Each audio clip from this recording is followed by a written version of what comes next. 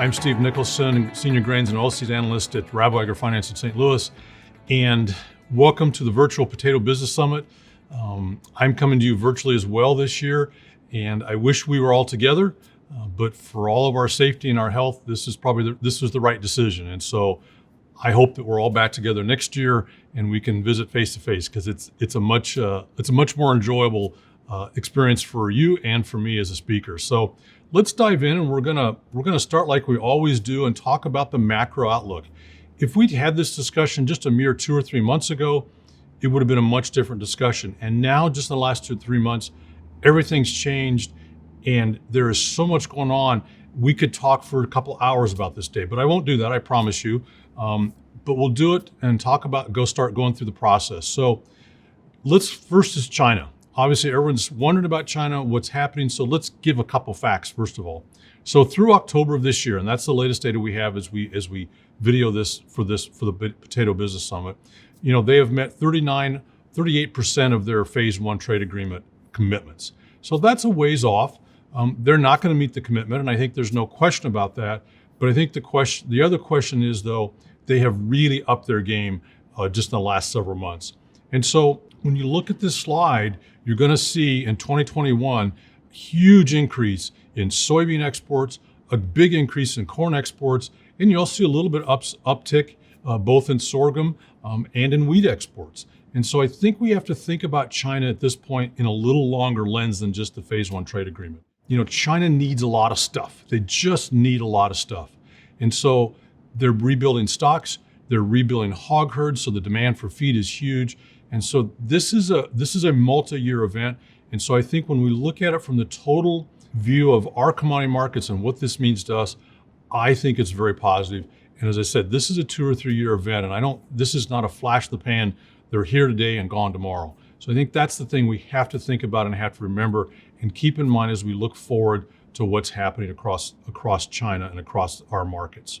But we have to also step back a minute and think about the global economy. And so we always talk about the GDP, and the GDP is vital to both the economies growing and agricultural and food demand growing as well. So, we did see, and you'll notice this, the huge dip in 2020 because of COVID, and we do see it rebounding.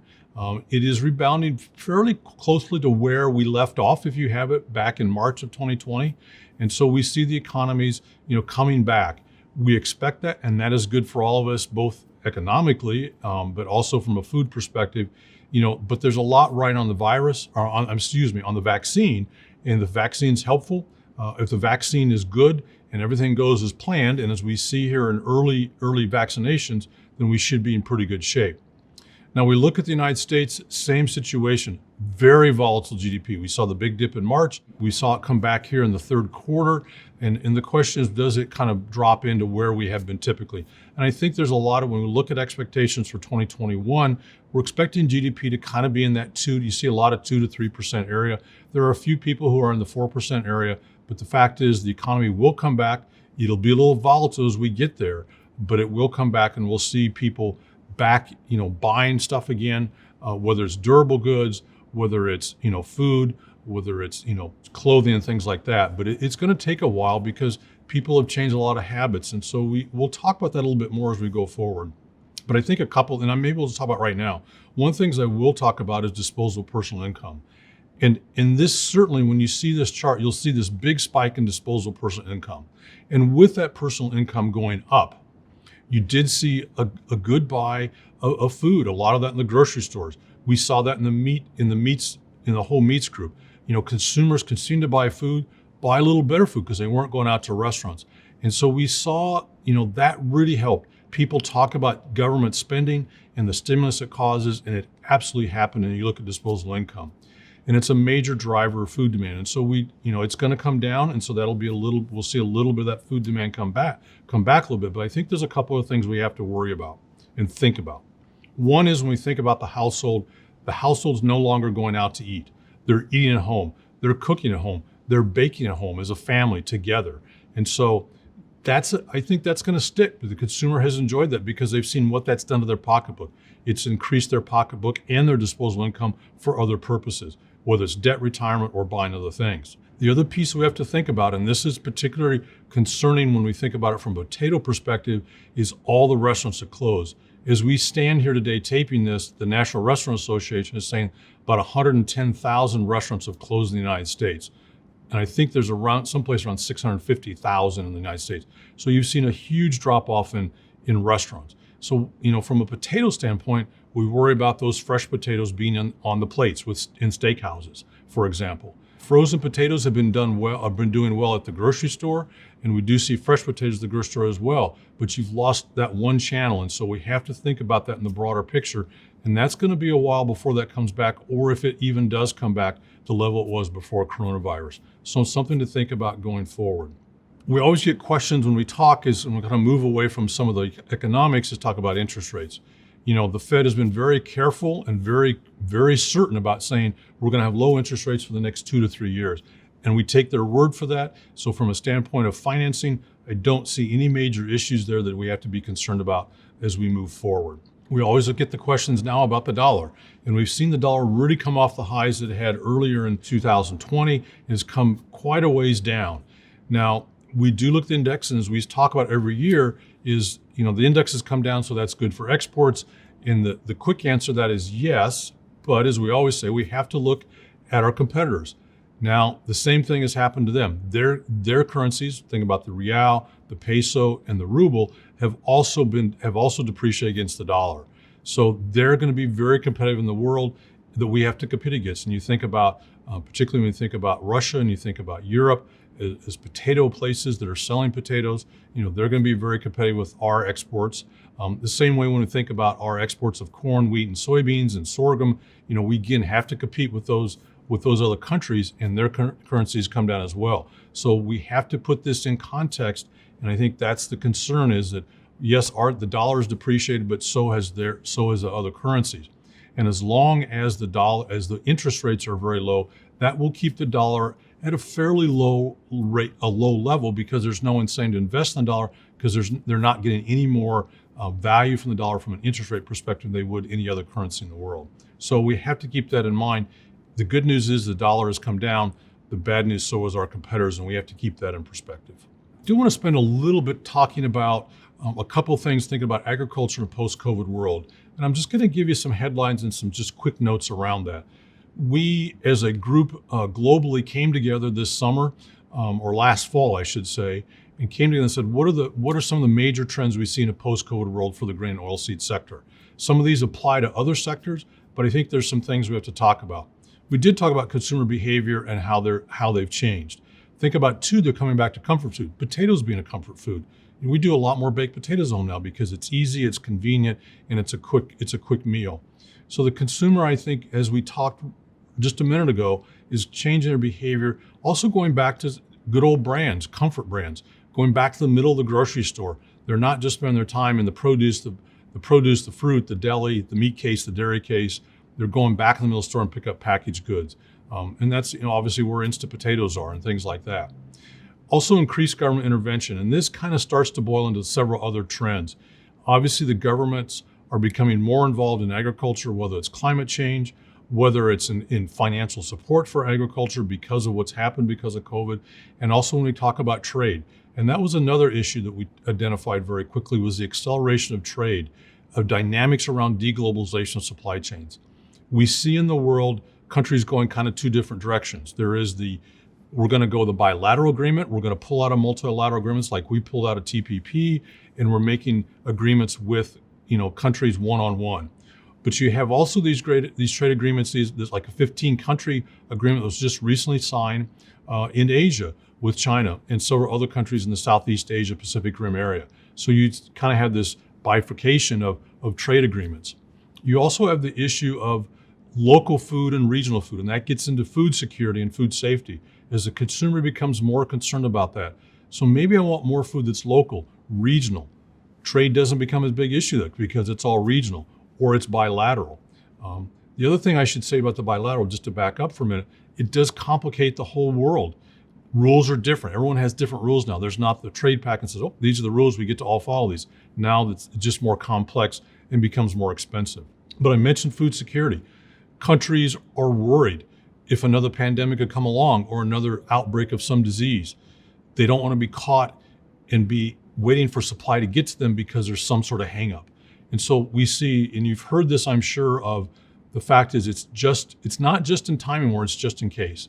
People are building inventories. That's one of the reasons China is buying a lot, because they're building inventories to be ready for that particular other shoe to drop if you have it. So it's something to watch as we go forward. One of the last thing just to talk about is digital supply chains. One of the things, and we talked about this with food security and food safety, is that traceability has become a bigger issue for consumers and for companies. How do we trace the food that we put in that package, or where did that potato come from? You know, we know in the potato business, there's a lot more traceability of where that potato came from. But for a lot of foods, that's not true. And so we have to find a way to do that. And digitization of the supply chain is one of those things that's happening. We see that happening also when we look at farm inputs. And people now starting to think about, do we Amazon for farm inputs? You go and you buy your farm inputs, and that comes from a big distribution center rather from your local, agronomy store. So lots of things changing, lots of things happening going forward that we have to think about in a post-COVID world. And one of the last things we want to talk about from a macro perspective is kind of the election. First of all, I think as we well know, former Secretary of Agriculture Tom Vilsack is coming back. So we know we have a known commodity there. We know he will get confirmed by the Senate and will move forward, but we do know some of that. And so that's a little bit of comfort, I think, knowing that we don't have someone in there we don't know. But at the same time, we talk about trade in the new Biden administration. Don't think there'll be much change of the trade policy toward China. Doesn't mean the tone won't change, because the tone is going to change. And I kind of like to talk about the president-elect Biden at this point is more of iron fist and a velvet glove. He's going to build a coalition of countries that come together and try to pressure China more than they have been before. He has said he doesn't plan to be removing tariffs immediately. I think there's a little disappointment in ag country about that, but I think we have to wait and see how that plays out. He's got other things on his first 100-day agenda, and probably removing those tariffs are not the first. He kind of gets the lay of the land and figure out who is kind of in the coalition and who's not before he makes a big move. But I think this coalition will be focused on trade. It'll be focused on technology transfer. It'll be focused on military expansion by China. So a lot of things happening around China. So I think that something to pay attention to, and hopefully agriculture. I think there's a lot more sensitivity about agriculture getting caught in the middle of this before. In the campaign, the incoming Biden administration talked about more money for rural development. Doesn't necessarily mean more money for farm payments, and I don't believe that's true, but it will be more of a focus on rural development, jobs in rural America, infrastructure in rural America, also broadband access.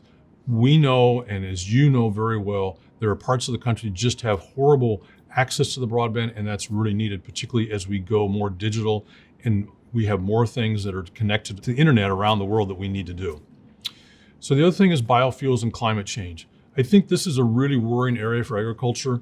One is President-elect Biden talked about support for biofuels, the RFS and ethanol, and he's very, very clear about that. But at the same time, he's talked about wanting to support climate change initiatives and be a big supporter of that. They're going to have to reconcile those two things in the sense of you have kind of old school biofuel, which is petroleum-based internal combustion, with climate change, which wants to change the way we drive and all those things around that. So that will have to be reconciled within the Democratic Party and within the administration between all the factions there. I think the other thing about climate change that I know that worries agriculture, and I think is something we have to be very vocal on and very, very engaged with, is how does this translate into a regulatory structure for agriculture, and particularly production agriculture. I know that's a worry, and I think that's something we need to be a part of the conversation and not just fight it. We have to be part of that conversation and make sure that we get people hear what we need, and we can come to an agreement on that. A couple of quick things is rigorous enforcement of antitrust laws. President-elect Biden has been very concerned about competitive pricing, both for farmers' inputs and also for their markets.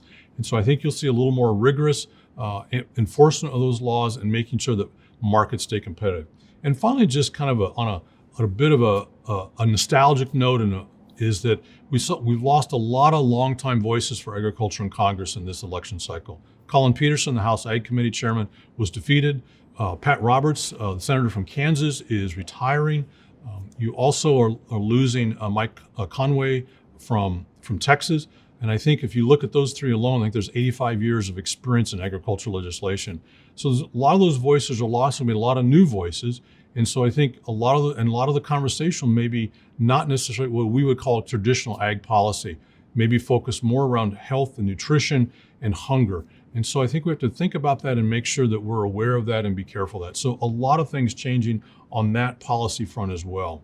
One thing I do want to mention, and we talked a little bit about it when we talk about policy side, is we have to be worried about farm payments going forward.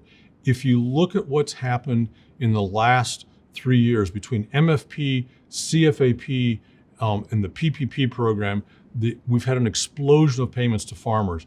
And when you think about that, and you'll see this chart, is that a third of net cash income came from the government in 2020. In 2021, that's going to go away. And so it'll be back to traditional farm programs like ARC, PLC, conservation and our conservation programs, and also crop insurance. So we have to be aware of that. Good news is that the markets have come up and are going to be more supportive of our income, but we probably will not have the infusion of cash that we've had over the last 3 years from 2018 until 20. So just one thing we have to think about and keep in mind. I think this year that number that we gained was almost $32 to $35 billion that was influxed up and above traditional farm programs here because of CFAP, PPP, and MFP programs. So let's talk just a second here about acreage, and we look at going forward. And this is a good transition as we talk a little bit about markets. When we look at acres going forward, we talked about all the stuff, if you have it, that China's coming. So they want corn, they need soybeans, they need some wheat, they need sorghum. They're importing cotton right now. So there's going to be and you know what's happened to prices have come up. So there's going to be a huge fight for acres this year. I'll just give you some round numbers of what we're thinking on the big three, so to speak, or the big four if we talk about cotton. So corn, we think will probably add 1 to 2 million more acres of corn this year. We're going to see the biggest increase when we talk about beans. We're talking close words probably of 6 to 7 million acres of beans, closer to 88 to 90 million acres of beans. So now you've got, say, 180, give or take a couple million acres away of just those two crops alone. Wheat acres probably come back to 45 million acres, a little increase there as well. The demand has been good as the prices have been better than we've seen the last several years. But you also have cotton prices have come up quite a bit.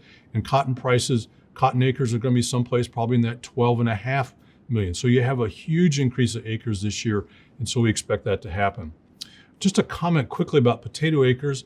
As you all know, potato acres, you know better than I do, potato acres have been coming down over the last several years. And actually it's actually been almost a decade long, decrease in potato acres trending down. And we see a concentration of those acres in in more major states.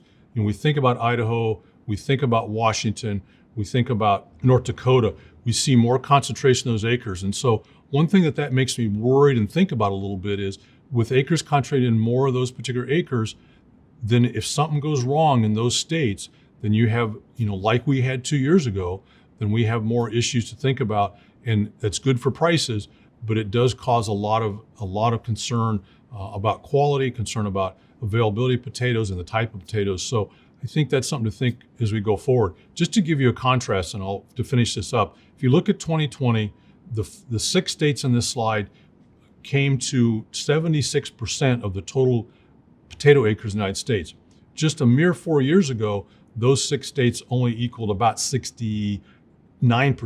So a huge swing in the concentration of acres. I will tell you, most of those acres have come out of other states than those 6. So keep that in mind as we go forward, that it is around particular acres in particular states. Okay, we finished talking about the macro side. So let's dive in just a few minutes we have left, talking about specific commodities.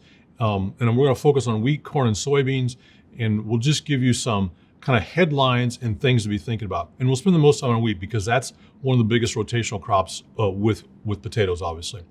So when we look at the wheat chart, I'm going to pull up the bulls and bears and kind of talk about the headlines in that market and what I see as the possibilities. The biggest news, of course, in wheat, of course, is the weather. This is a La Nina year, and it is impacting wheat crops all over the world. Maybe the one not being impacted, or the one being impacted the least, is Australia.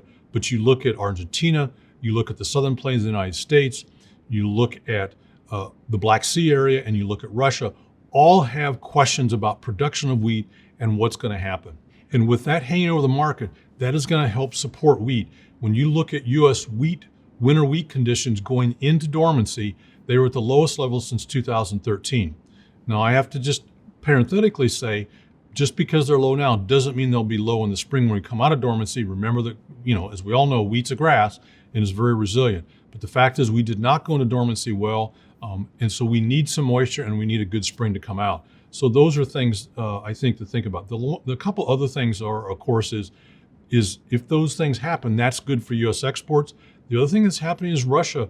Just as we've taping this here today, Russia announced that they're going to formally impose an export tax on a number of their commodities, wheat being one of them, and also an export quota, which will go into effect in February of this year. And so that will also allow that there'll be other spots in the world that need wheat that will come to the United States or to Australia or Canada to get their needs. So, overall, I would say the wheat situation of the United States is at least at the worst stable and a little bit friendly going forward. And so I think we have to think about that and look at the wheat prices. And again, when we see that opportunity, let's take those advantages and lock in some profits going forward.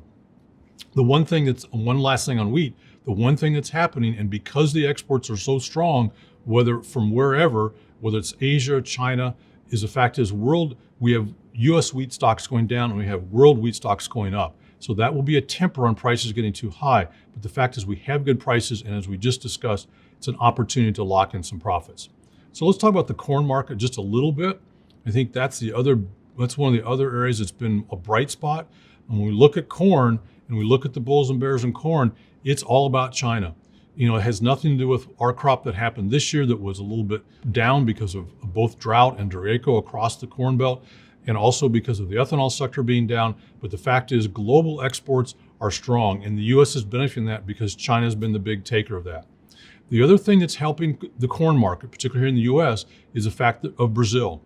Brazil got their soybean crop in late, and we'll talk about that in soybeans, but that means that their second crop or their safrinha crop of corn will be late, which means it'll be a smaller crop. It won't yield as well and won't have the perfect opportunity. So that also opens up a longer window for U.S. exports as we get into the summer. Instead of being kind of shut off come June, now we're going to get into June, into July, because that safrinha crop will be late in being harvested. So there are some good opportunities there. Looking forward as to what's happened with corn. As we finish up with beans, and this is really where the explosion is going to happen potentially, that's where, as you saw in the chart earlier with bean exports to China are huge. They're not record, but they are certainly a record from what we've had the last couple of years. And what's happening in the U.S. when you look at the S&D for beans is we're now under 200 million bushel carryout, and we're now getting closer to 100 million bushel carryout on beans. And that means potential explosive prices on soybeans going forward. That's why you're going to see the big increase in soybean acres in 2021 because of demand. The other thing is domestic crush is good. It's very strong. And really the darling has been soybean oil. The demand for soybean oil globally, because palm oil has been so high, has been tremendous. So with that, I'm going to finish. Hopefully we get a chance to talk next year and we can talk about what the markets are doing and have a face-to-face conversation. So thank you for listening, and thank you for attending the Virtual Potato Business Summit here in 2021.